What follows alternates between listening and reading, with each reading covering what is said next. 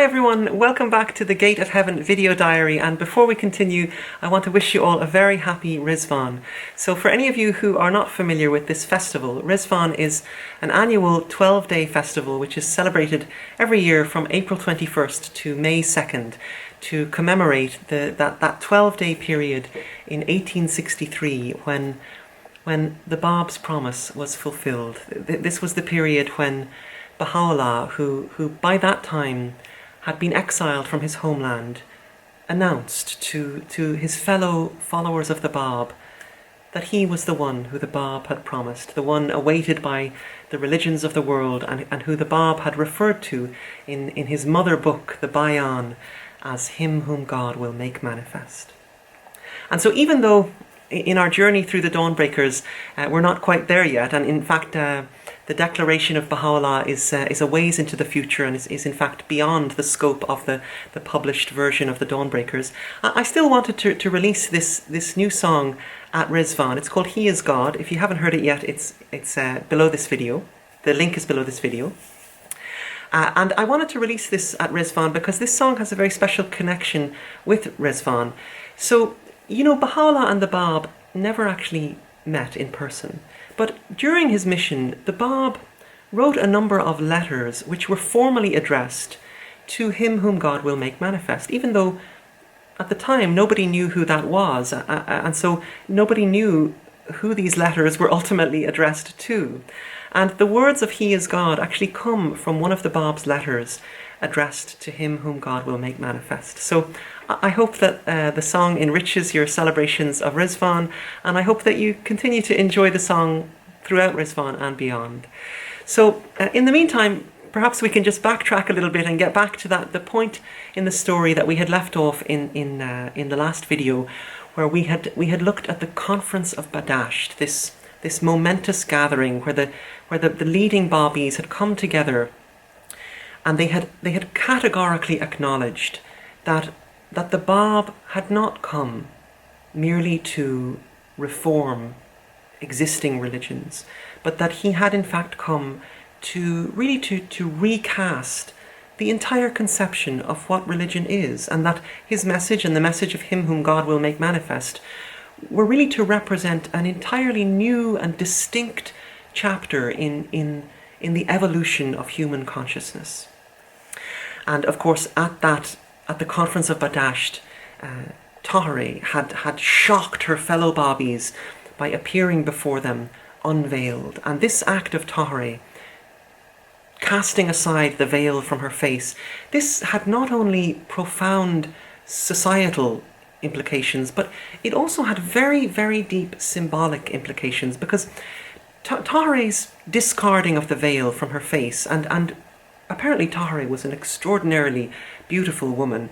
This act of revealing her beautiful face to all these people around her was almost like a concrete expression of what the Bab had been doing all along on a very deep spiritual level from the beginning, through his writings, through the sheer power of his pen. The Bab had been tearing down those inner veils of superstition, of prejudice, of fanaticism, all of those things that for so long had stultified human development and had kept unexpressed that potential spiritual beauty that the Bab said is enshrined deep down in the heart of every human being, and which he referred to as the sign of God within us all. And so as the news of the conference of Badasht spread, and particularly the news of Tahirih removing the veil from her face, as you can imagine, this served really to increase the enmity of those who were already opposed to the Bab's message. And after the Babis leave the conference of Badasht, they're travelling across the countryside, and they camp overnight in a little village called Niyala, and the villagers rise up and attack them. And Baha'u'llah has described this episode. He says, "We were all gathered in the village of Niyala, and were resting at the foot of a mountain, when at the hour of dawn we were suddenly awakened by the stones which the people of the neighborhood were hurling upon us from the top of the mountain. The fierceness of their attack induced our companions to flee in terror and consternation. I clothed Qudus in my own garments and dispatched him to a place of safety. The violence with which we were assailed had brought desolation into our camp.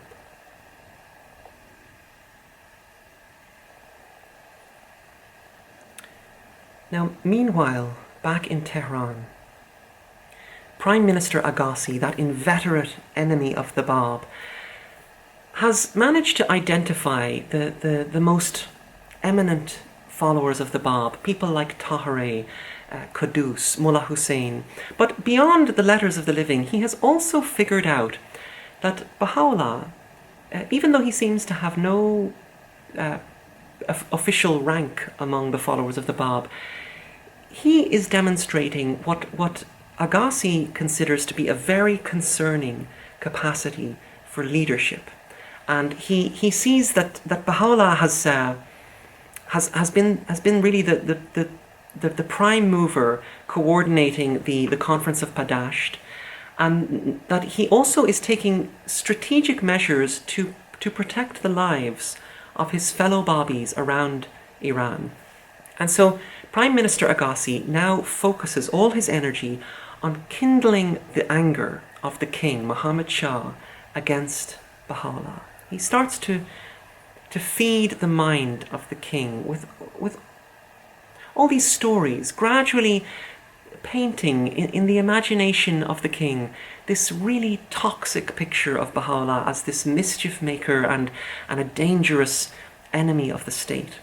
And at first, for some time, the king resists Agassi's influences because of the respect that he has for Baha'u'llah's father, Mirza Buzurg, who you might remember had been one of the king's most outstanding ministers in the royal court.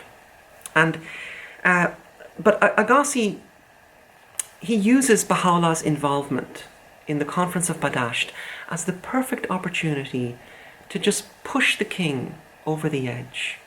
He somehow manages to flick a switch in the mind of Muhammad Shah, and he steps back and watches as the king falls headlong into his devices.